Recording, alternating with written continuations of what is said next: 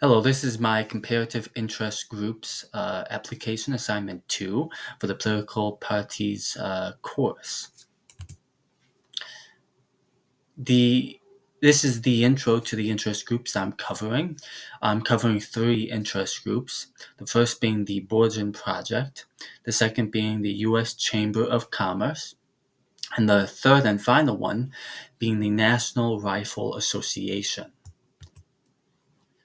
Firstly, the Borgen Project was founded in 2003 by Clint Borgen, with its headquarters in Tacoma, Washington.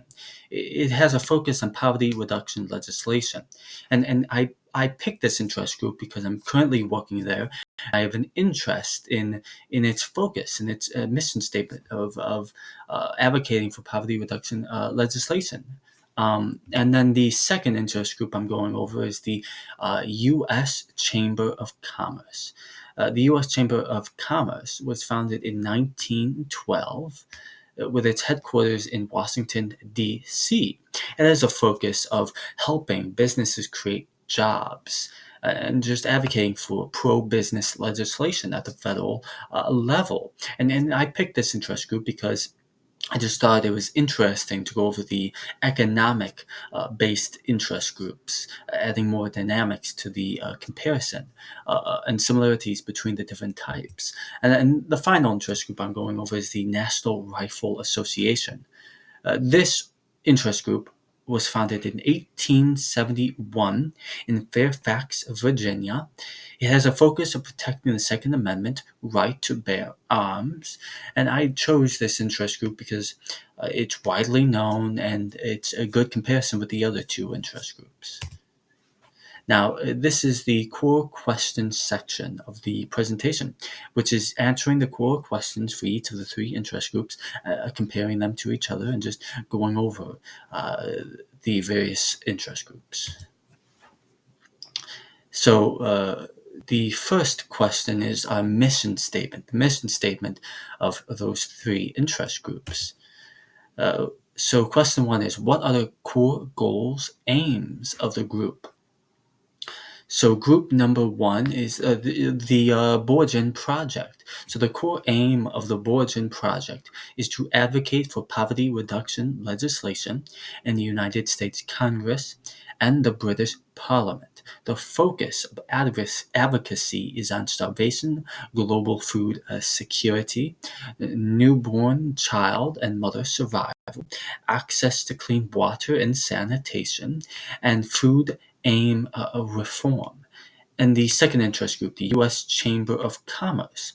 The core aim of the United States Chamber of Commerce is to advocate for policies that help businesses create jobs and grow our economy. The organization works to advocate, connect, inform, and fight for business growth and for America's economic success. And now, the final interest group in this question is the National Rifle Association. The core aim of the National Rifle Association is to advocate for the right to keep and bear arms, advancing the shooting sports, and championing gun safety education and training. Through advocacy and support of the Second Amendment, the National Rifle Association looks to support the use of firearms throughout the United States. Now, in this section, we're going over the classification and membership of the various interest groups. So, question 2 is, how would you classify this group? What's its membership? So the Borgen Project, its members are like-minded citizens. It's a public interest group which appeals to like-minded citizens who want to make a difference with poverty reduction legislation. The Borgen Project is nonpartisan and does not expect to make a profit from the legislation it advocates for. The second interest group is the U.S. Chamber of Commerce, which its members are businesses throughout the United States. It's an economic interest group which represents big business, and their members, the businesses, look to financially benefit from the legislation that it advocates for. Now, the National Rifle Association, which has membership of like-minded citizens and industry members, is a single-issue interest group, which formed on a single issue surrounding the Second Amendment and the right to bear arms that it promises. Membership is composed of like-minded citizens and gun industry members. Now, we're going over how the interest groups influence voters, elections, and government officials. Question 3 is, how does the interest group engage with or try to influence government officials? The Borgen Project mobilizes citizens across the United States and the United Kingdom to contact the members of Congress or members of Parliament. Through a constituent to legislative office approach, the organization exercises a more grassroots advocacy to try to influence government officials. The United States Chamber of Commerce, on the other hand, engages and tries to influence government officials by providing their members with necessary information and by contacting them. Uh, and contacting them with leaders in business and government through world-class events and intimate gatherings, and equip them with tools and resources to help them succeed. So basically, providing opportunities to meet, greet these members of Congress and the British Parliament, members of Congress in this case. And the National Rifle Association looks to engage and influence government officials by donating to their campaigns and equipping the large membership with tools to advocate their Congress member. Now, question 4 looks at how does the group try to engage with or influence elections. So the Borgen Project tries to engage with or tries to influence elections by informing citizens about the importance of poverty reduction legislation with a blitz-style public relations outreach campaign. The U.S. Chamber of Commerce tries to engage with or try to influence elections by supporting federal candidates committed to policies that help businesses improve lives, solve problems, and advance society. They evaluate and endorse candidates that match the mission statements. And that's a way they try to influence elections, engage with the electoral process. And the National Rifle Association tries to engage with or influence elections by handing out hundreds of endorsements over the next 2 months to congressional and gubernatorial candidates, similar to the U.S. Chamber of Commerce. Question 5 is, how does the group try to engage with or influence voters specifically?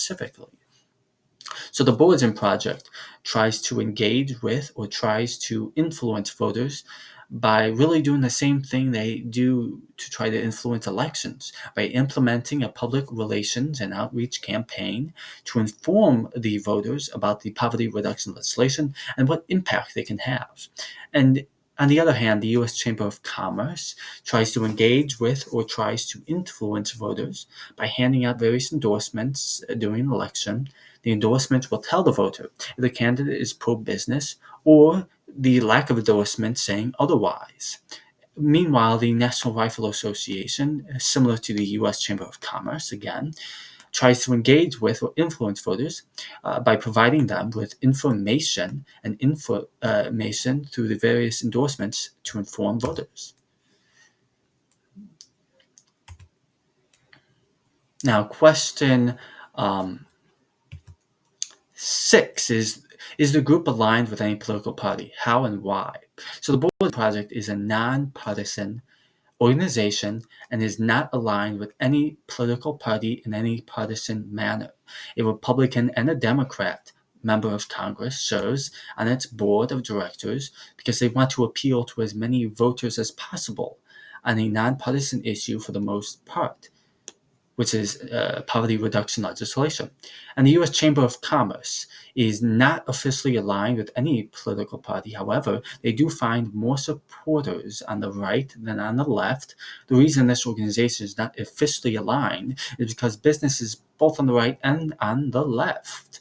And the National Rifle Association is aligned with the Republican Party strongly because of the GOP's acceptance of Second Amendment rights compared to the Democrats' opposition. And in a comparison of the three interest groups, the Borgen Project is more citizen-based, similar to the National Rifle Association, while the U.S. Chamber of Commerce is more business-oriented membership. The Borgen Project covers a variety of poverty reduction legislation, from the International Affairs budget, the Girls Read Act, the SAFE Act, and so on. Just like the U.S. Chamber of Commerce covers a variety of pro-business legislation. Uh, on the other hand, the National Rifle Association, in contrast, is more of a one-issue advocacy organization with a narrow focus. So, in conclusion, each tries to influence elections and policy outcomes, with the U.S. Chamber of Commerce and the National Rifle Association giving endorsements, while the Borgen Project does not. And here's my list of references that I use to go over the various interest groups, while also looking back at the notes and required readings from class. Thank you. I hope you enjoyed this presentation.